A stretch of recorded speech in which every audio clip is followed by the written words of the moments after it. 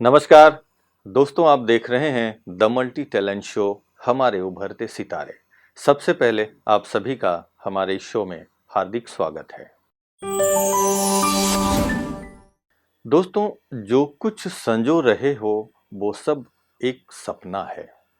जो कुछ प्रभु के लिए, परमात्मा के लिए लुटा रहे हो, अर्थात समाज की सेवा में, दूसरों के कल्याण के लिए जो कुछ भी आप कर रहे हैं वही बस अपना है। ये सिद्धांत अगर हम बचपन से समझ जाएं, स्पिरिचुअलिटी के ज्ञान को अगर हम बाल मन में सजाने की कला सीख जाएं, तो जीवन निश्चित रूप से ऊंचाइयों की ओर जाने लगता है। आइए, इसी कड़ी में आज मैं आपके बीच एक ऐसी छोटी सी बालिका को पेश कर रहा हूं जो लखनऊ उत्तर प्रदेश की धरती से आई है, जिनके जीवन में बचपन से ही आध्यात्मिक ज्ञान का पूट भरा हुआ है। तो आइए स्वागत करते हैं नन्ही सी बालिका का। तो तन्वी, आपका बहुत बहुत स्वागत है हमारे स्टूडियो में। थैंक यू शांति। अच्छा तन्वी, अभी आप कौन सी क्लास में पढ़ रही हैं? मैं 4th क्लास में पढ़ रही हूँ। कहाँ पढ़ रही हैं? मेरा स्कूल CMS है और मैं लखनऊ उत्तर प्रदेश से आई हूँ।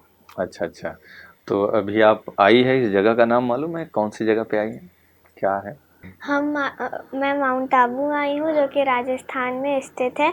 यहाँ पर ब्रह्मा कुमारी इसका हेडक्वार्टर है, जिसे हम प्यार से मधुबन कहते हैं। वाह।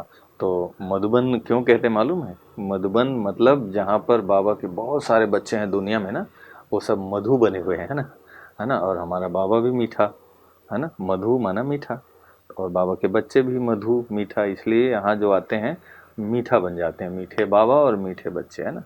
आप मीठे हैं आप? हाँ। कैसे मीठे हैं बताइए? कि मैं कभी किसी से लड़ती नहीं हूँ। जो मेरे फ्रेंड्स कब किसी को नहीं खिलाते हैं तो मैं उन्हें भी खिलाती हूँ। और मैं जब भी मम्मी पापा मेरे लिए नए खिलौने लेके आते हैं, मैं उन्हें सबके साथ शेयर करती हूँ। और मैं हमेशा जब भी कोई मेरे घर पे आता है तो मैं उसे अच्छे से ग्रीट करती हूँ। वाह वाह, बहुत अच्छा। मतलब आपकी स्वभाव बहुत मीठी है ना, मिलनसार है और बड़ी प्यारी है ना, ऐसे ही ना।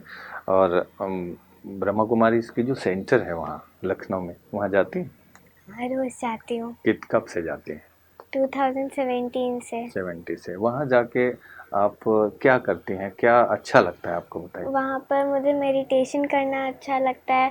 मुझे वहाँ की दीदियाँ अच्छी लगती हैं, जो कि हमें बहुत प्यार करती हैं, हमें टोलियाँ देती हैं और वो हमें अच्छी बातें भी सिखाती हैं। तन्वी, आपको क्या क्या इंटरेस्ट है आपके अंदर, जो कुछ प्रतिभाओं में से अगर देखें तो क्या क्या अच्छा लगता है अपनी? मुझे डांसिंग पसंद है, मुझे ड्राइंग पसंद है, और ड्राइंग में सबसे ज़्यादा मुझे सीनरीज बनाना पसंद है।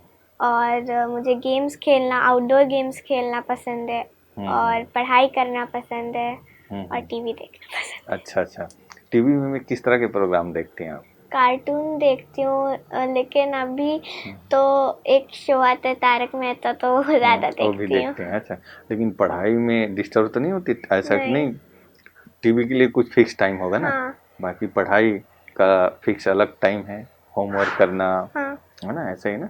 तो वो अभी आप, जैसे कि आपने कहा कि डांस भी करती हैं आप, स्कूलों में या सेंटर में कहाँ किया है, करती रहती हैं? स्कूल में भी करती हूँ, सेंटर में भी करती हूँ। स्कूल में बहुत कम करती हूँ, लेकिन सेंटर में करती रहती हूँ। अच्छा, तो तन्वी, हम चाहेंगे कि अभी आप कोई डांस करके दिखाओ जो आपने किया हुआ है पहले से। तो अभी कौन से गीत पर आप डांस करके दिखाएंगे? ढोली रपे। अच्छा, ये गरबा है मेरे ख्याल से, है ना। तो चलिए हम आपसे ये डांस देखते हैं, ढोली रहा, है ना, गुजराती गरबा वाला स्टाइल का गीत है। चलिए देखते हैं।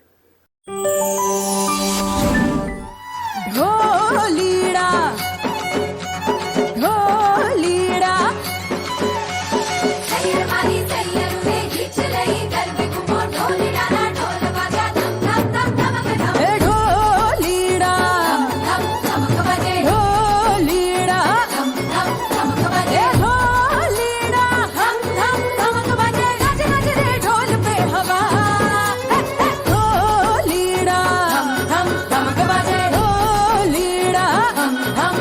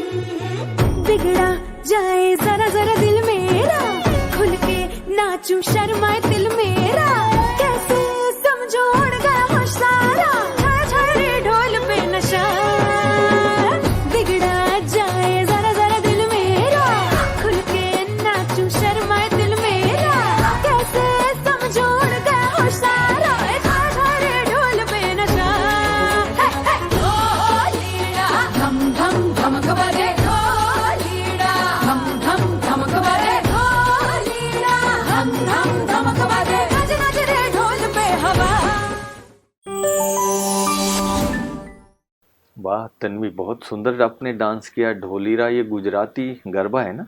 हाँ। तो अभी तन्वी, जैसे कि आप बता रही थी कि आप ब्रह्मा कुमारी में रोज जाती, मेडिटेशन भी करती है ना, तो मेडिटेशन से आपको क्या क्या फायदा होता है उसके बारे में बताएंगे? जब भी मैं पढ़ाई करती हूँ तो मेरी जो कंसंट्रेशन होता है वो एक ही जगह रहता है, और मुझे जैसे कोई भी बात होती है वो जल्दी याद हो जाती है, या स्कूल में कोई चैप्टर होता है तो वो जल्दी याद हो जाता है। मतलब ये है योग की शक्ति है ना, तो इसीलिए मज़ा भी आता है ना, मन में और आलतू फालतू विचार नहीं आएंगे, है ना, गुस्सा नहीं आता होगा, है ना, है ना। तन्वी, जैसे कि आप बता रही थी कि आपके अंदर और भी कई टैलेंट हैं, है ना, कविता भी सुना लेती हैं, है ना? सुनाती हैं? तो चलिए एक आध कविता सुनाइए, तो कौन सा कविता सुनाइए? मैं कृष्ण की चेतावनी, जो कि दिनकर जी ने लिखा है, और वो सुनाते हैं कि जब श्री कृष्ण शांति दूत बनकर कौरवों की सभा में जाते हैं और कहते हैं कि मैं अंतिम प्रयास कर रहा हूँ कि ये युद्ध समाप्त हो जाए, तो इसको वो कैसे कहते हैं, इस पर ये कविता बेस्ड है। अच्छा, चलिए सुनाइए। वर्षों तक वन में घूम घूम, बाधा विघ्नों को चूम चूम, सह धूप घाम पानी पत्थर, पांडव आए कुछ और निखर, सौभाग्य न सब दिन सोता है, देखें आगे क्या होता है। मैत्री की राह बताने को, सबको समाग पर लाने को, दुर्योधन को समझाने को, भीषण विध्वंस बचाने को, भगवान हस्तिनापुर आए, पांडव का संदेशा लाए। क्या दो न्याय अगर तो आधा दो, दो न्याय अगर तो आधा दो, पर अगर इसमें भी कोई बाधा हो तो दे दो केवल 5 ग्राम, रखो अपनी धरती तमाम, हम वहीं खुशी से खाएंगे, परिजन पर असीना उठाएंगे। पर दुर्योधन वह भी दे न सका, आशीष समाज की ले न सका, उल्टे हरि को बांधने चला, जो था असाध्य साधने चला। जब नाश मुझ पर चाहता है पहले विवेक मर जाता है, जब नाश मुझ पर चाहता है पहले विवेक मर जाता है। हरि ने भीषण हुंकार किया, अपना स्वरूप विस्तार किया, डगमग डगमग दिग्गज डोले, भगवान कुपित होकर बोले, जंजीर बनाकर साध मुझे, हा दुर्योधन बांध मुझे। ये देख गगन मुझ में लय है, ये देख पवन मुझ में लय है, मुझ में विलीन झंकार सकल, मुझ में लय है संसार सकल, अमृत तो फूलता है मुझ में, सहार झूलता है मुझ में। उद्याचल मेरा दीप्त भाव, भूमंडल वक्ष स्थल विशाल, भुज परिधि बंद को घेरे हैं, मैनाक मेरु पग मेरे हैं, दिप्ते जो ग्रह है नक्षत्र निकट, सब है मेरे मुख के अंदर। दृघो तो दृश्य कांड देख, मुझ में सारा ब्रह्मांड देख, चर अचर जीव जग क्षर अक्षर, नश्वर मनुष्य सुर जाति अमर, षटकोटि सूर्य षटकोटि चंद्र, षटकोटि सरित सर सिंधु मंद, षटकोटि विष्णु ब्रह्मा महेश, षटकोटि जिष्णु जलपति धनेश, षटकोटि रुद्र षटकोटि काल, षटकोटि दंडधर लोकपाल, जंजीर बनाकर साध मुझे, हा दुर्योधन बांध मुझे। भूलो कतल पाताल देख, गत और अनागत काल देख, ये देख जगत का आदि सजन, ये देख महाभारत का रण, मृतकों से बटी हुई भू है पहचान, इसमें कहा तू है। अंबर में कुंतल जाल देख, पद के नीचे पाताल देख, मुट्ठी में तीनों काल देख, मेरा स्वरूप विकराल देख। सब जन मुझी से पाते हैं फिर लौट मुझी में आते हैं, सब जन मुझी से पाते हैं फिर लौट मुझी में आते हैं। जीवा से जलती ज्वाल सकल सांसों में पाता है जन पवन, पर जाती मेरी दृष्टि जिधर, हंसने लगती है सृष्टि उधर। मैं जब भी मूंदता हूँ लोचन, छा जाता चारों ओर मरण। बांधने मुझे तू आया है, जंजीर बड़ी क्या लाया है, मुझे बांधना चाहे मन तो पहले बांध अनंत गगन। सोने को साध न सकता है वह मुझे बांध कब सकता है, हित वचन नहीं तूने माना, मैत्री का मूल्य ना पहचाना। तो ले अब मैं भी जाता हूँ, अंतिम संकल्प सुनाता हूँ, याचना नहीं अब रण होगा, जीवन जय या कि मरण होगा। टकराएंगे सब नक्षत्र निकर, बरसेगी भू पे वहनी प्रकर, पंशेष नाग का डोलेगा, विकराल काल मुँह खोलेगा दुर्योधन। अब रण ऐसा होगा फिर कभी नहीं जैसा होगा, भाई पर भाई टूटेंगे, विस्माण बूंद से छूटेंगे, वाया श्रृगाल सुख लूटेंगे, सौभाग्य मनुज के फूटेंगे। आखिर तू भुशाई होगा, हिंसा का परदाई होगा। थी सभा सन सब लोग डरे, चुप थे या फिर थे बेहोश परे, बस 2 नर ना आघाते थे, धृतराष्ट्र विदुर सुख पाते थे, खरजोर खरे प्रमुदित, निर्भय दोनों पुकारते थे जय जय। वाह भाई, बहुत सुंदर। आपने तो तन्वी पूरी महाभारत को एक अच्छा पिक्चराइज कर दिया अपनी कविता में, है ना। मैं देख रहा था कि आप जब बोल रही थी बड़े अच्छे अच्छे संस्कृत और हिंदी के शब्द भी बहुत हाई लेवल का, है ना। नॉर्मल लोग शायद समझ भी नहीं पाएंगे, और लेकिन जो समझते हैं महाभारत के बारे में, गीता के बारे में, कृष्ण के बारे में, तो मुझे लग रहा था कि जैसे आपने पूरी महाभारत का जो 18 दिन का अध्याय है, कृष्ण की चेतावनी, है ना, किसको दे रहे थे चेतावनी? दुर्योधन को, है ना, कि वो कैसे गड़बड़ सड़बड़ किया है ना अपने परिवार में और जो भी। तो तन्वी, आपको लगता है कि ये जो महाभारत की जो बात है, जो हम लोग सुनते, देखते, पढ़ते भी आए हैं, आपको क्या लगता है कि ये अभी महाभारत काल चल रहा है? चारों तरफ देखो ना, दुर्योधन तो बहुत है ना, कहीं रावण तो कहीं दुर्योधन, ना यही तो दुर्योधन है ना। तो ब्रह्म कुमारी के ज्ञान में आप सुनते भी होंगे, है ना। तो शिव बाबा बहुत अच्छी अच्छी बातें इसके बारे में बताते हैं। दीदी ने हमें एक बार एक स्टोरी सुनाई थी कि एक बार एक मैदान में दशहरे का कार्यक्रम चल रहा था, तो वहाँ पर एक बुजुर्ग से कहा गया कि आप अग्निबाण लेकर रावण को ख़त्म कीजिए। तो उन्होंने कहा कौन सा रावण? तो उन्होंने कहा आपके सामने जो रावण है उसी को मारना है। तो वो बोले कि मुझे, मेरी नज़र जहाँ तक जाती है, मुझे तो रावण ही जैसे व्यक्ति नज़र आते हैं। मैं किस रावण की बाहें काटूं, किस रावण को आग लगाऊं, मैं किस रावण की बाहें काटूं, किस रावण को आग लगाऊं। रावण घर घर लंका, जन जन रावण घर घर लंका, इतने राम मैं कहाँ से लाऊं, इतने राम मैं कहाँ से लाऊं। वाह भाई, बहुत सुंदर। और इतने राम, और देखो तो राम, लक्ष्मण, भरत, शत्रुघ्न की कहानी हम लोग सुनते हैं, कितने प्यार से रहते थे भाई भाई, है ना। लेकिन आजकल तो एक ही घर में 4-5 भाई हो तो रह नहीं सकते प्यार से ना। तो ये कितना परिवर्तन है। और इसीलिए आपको पता है कि भगवान को धरती में आना पड़ता है ना। कहते हैं ना, जब जब धर्म की ग्लानि हुई, अत्याचार बढ़ने लगे, तब तब भगवान को आना पड़ता है इस धरती में, है ना। तो वही काल तो चल रहे हैं ना, भगवान आ चुके हैं धरती पे।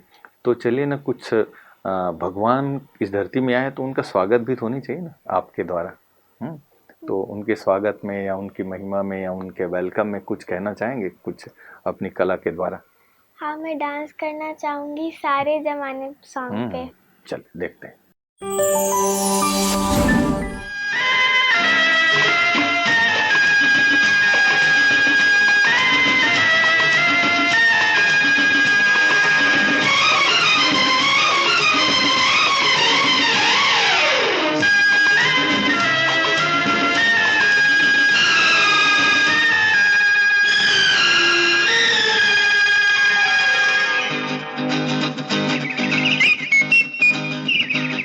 सारे जमाने पे, मौसम सुहाने पे, इस दिल दीवाने पे वीरानी सी थी छाई, आप आए बाहर आई हो। सारे जमाने पे, मौसम सुहाने पे, इस दिल दीवाने पे वीरानी सी थी छाई, आप आए बाहर आई हो।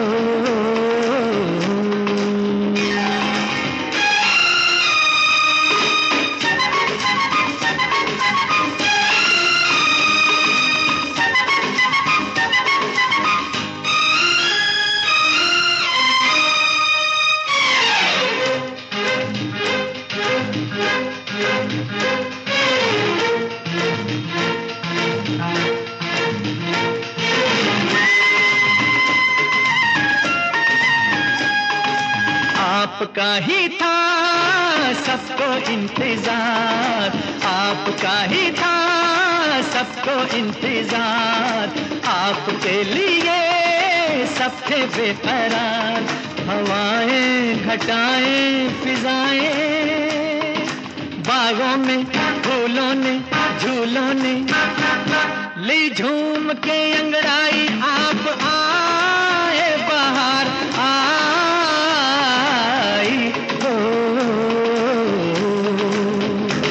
सारे जमाने पे, मौसम सुहाने पे, इस दिल दीवाने पे वीरानी सी थी छाई, आप आए बाहर आई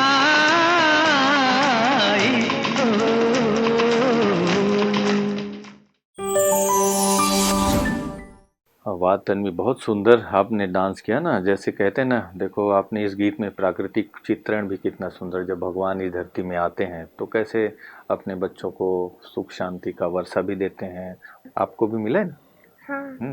तो आप अपने खाने पीने के बारे में बताएंगे, क्या पसंद है आपको?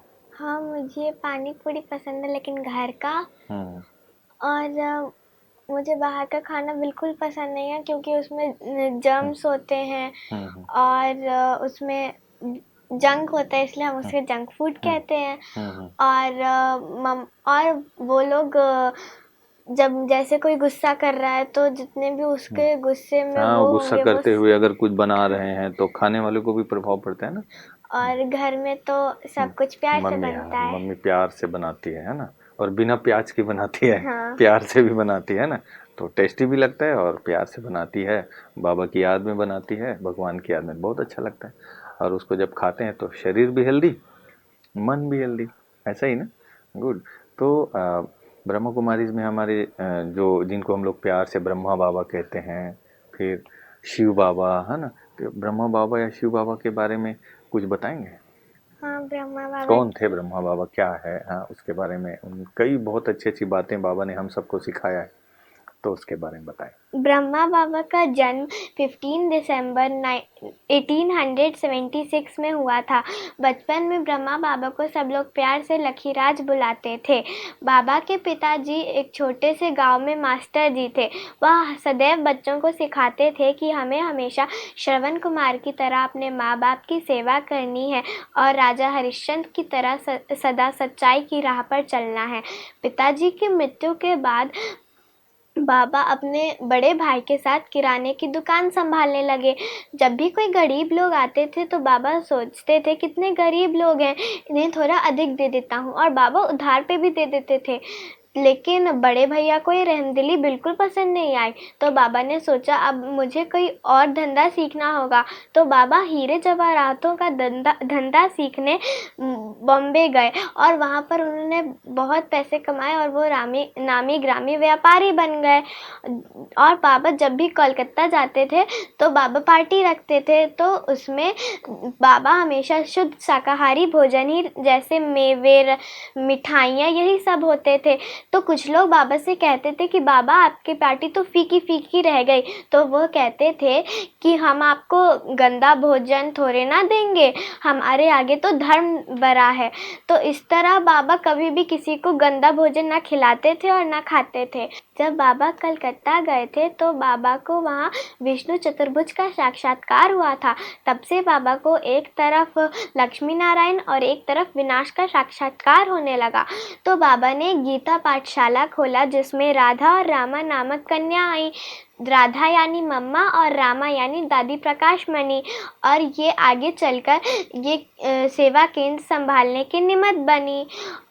फिर बाबा कराची चले गए। कराची में बाबा सबको समुद्र के किनारे योग कराया करते थे, लेकिन वहाँ पर जनसंख्या 360 हो गई। तो बाबा ने शिव बाबा के आज्ञा अनुसार माउंट आबू आने का निश्चय किया। तो माउंट आबू पे वो लोग ब्रिजकोठी में रुके। वहाँ पर बाबा सबको पहाड़ी पे ले जाके योग कराया करते थे और फिर बाबा सबके साथ खेला भी करते थे। इस तरह बाबा सब में पवित्रता का बल भरते हुए 18 जनवरी 1969 में अव्यक्त हो गए। बाबा की याद में पांडव भवन में 4 धाम भी बनाए गए हैं: tower of peace, history hall, बाबा का कमरा और बाबा की झोपड़ी। बाबा हमेशा हमें आत्मा का अभ्यास अच्छे से कराते हैं। जैसे ये आत्मा मूर्ति है और ये शरीर मंदिर है, ये आत्मा ड्राइवर है, ये शरीर कार है। ऐसे बाबा आत्मा का अभ्यास भी बहुत अच्छे से कराया करते थे। वाह, देखो बाबा अपने हर एक्शन से बच्चों को समझाते भी थे, परीक्षा भी ले लेते थे, और अगर कोई मिस्टेक करे तो उसको प्यार से इशारा भी देते थे ना। देखो ऐसी छोटी छोटी बातों पर कितनी अच्छी बात है ना। ऐसे बाबा के जो ज्ञान है वो हम सबको मिल रहा है ना। अभी देखो चारों तरफ आज देखा जाए तो ब्रह्मा कुमारी इसके माध्यम से भगवान का दिव्य संदेश सब तरफ चल रहा है ना। एक कह सकते हैं कि सब तरफ झंडा लहरा रहा है बाबा का, है ना? हाँ। तो आप भी थोड़ा झंडा लहराइए ना अपने कुछ कला के माध्यम से। तो मैं डांस करना चाहूँगी, शिव पिता का झंडा फहर रहा है। अच्छा, तो चलिए आपके डांस के द्वारा भी शिव पिता का झंडा लहराते हैं सब तरफ, ठीक है ना? चलिए।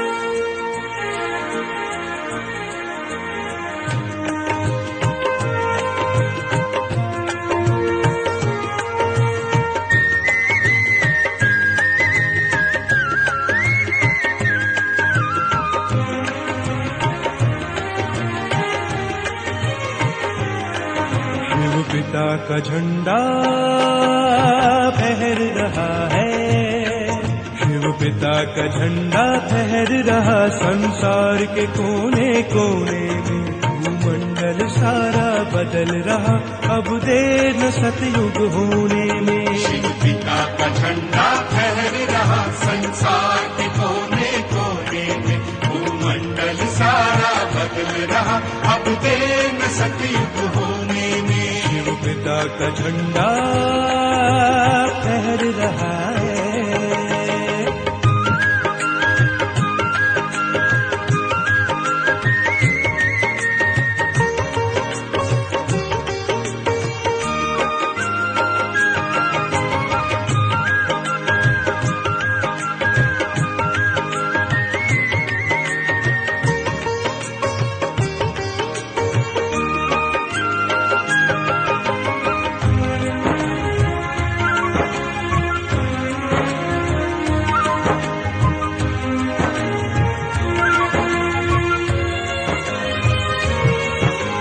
रात घनेरी के आंचल से सुखद सवेरा झांक रहा, किंतु बड़ा नाजुक पल ये ऐसा परिवर्तन मांग रहा।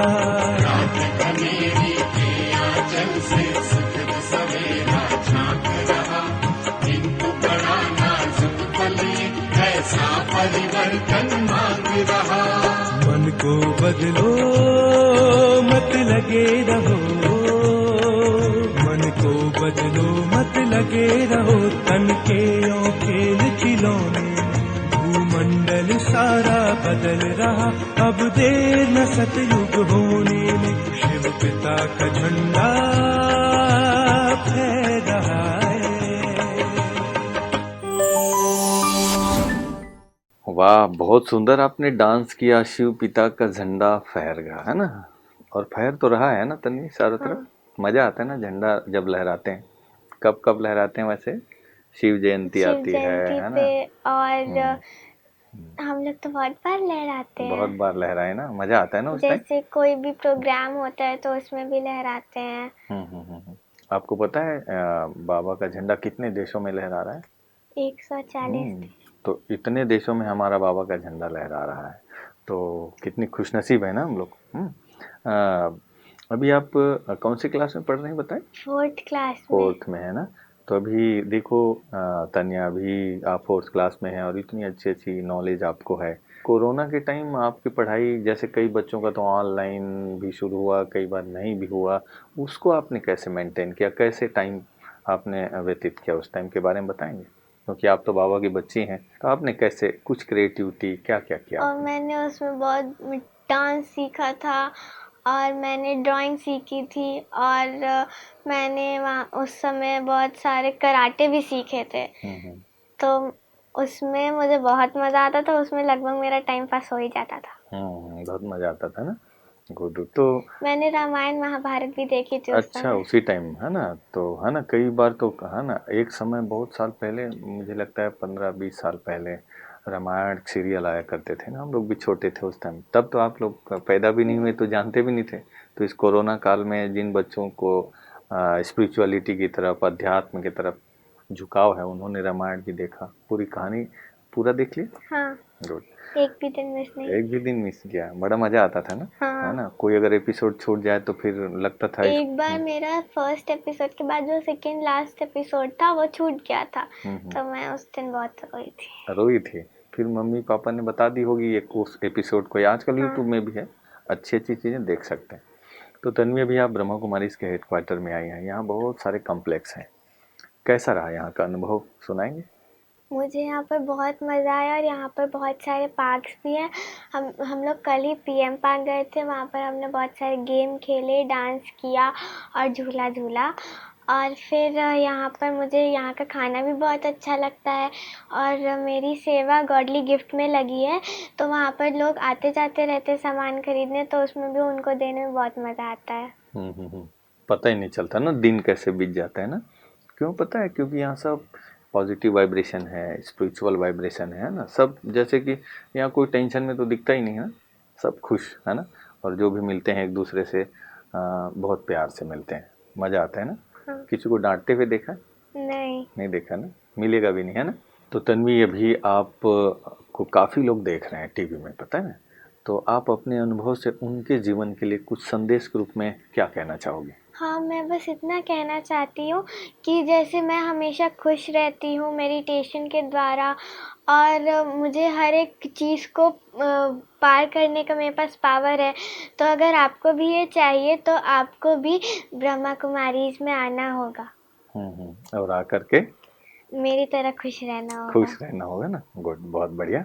तो बहुत अच्छा लगा तन्वी आपसे मिल करके आज, आपकी अच्छी अच्छी बातें, विचार है ना, और आपकी प्रतिभा देखकर सुनकर बहुत अच्छा लगा। आपको स्टूडियो में आने का बहुत बहुत शुक्रिया। Thank you. तो देखा दोस्तों, आज का ये एपिसोड आप सभी को ज़रूर पसंद आया होगा। आपने आज की मुलाकात में तन्वी के साथ ये अनुभव किया होगा कि कैसे बालमन में अगर आध्यात्मिक ज्ञान है तो ये समझ में आने लगती है कि कैसे बोलना है, कैसे चलना है, देखना, खाना पीना, हमारी अपनी दिनचर्या, ये सब कैसे अलौकिक हो जाता है। भगवान का ज्ञान आत्मा के अंदर भरने लगती है। तो मेरी ये शुभकामना है कि आप सभी के जीवन में भी सुख शांतिमय जीवन हो। आपके आसपास कोई भी ऐसे कलाकार बच्चे हैं जिनके मन में किसी भी प्रकार की कला हो, उन्हें हम तक पहुंचाइए। हमारी ये कोशिश होगी कि उनकी कला के माध्यम से हम दुनिया को एक सुंदर आध्यात्मिक मैसेज देंगे। इन्हीं शुभकामनाओं के साथ फिर मिलते हैं कार्यक्रम की अगली कड़ी में एक नई प्रतिभा के साथ। तब तक के लिए दीजिए मुझे इजाज़त। नमस्कार। ओम शांति।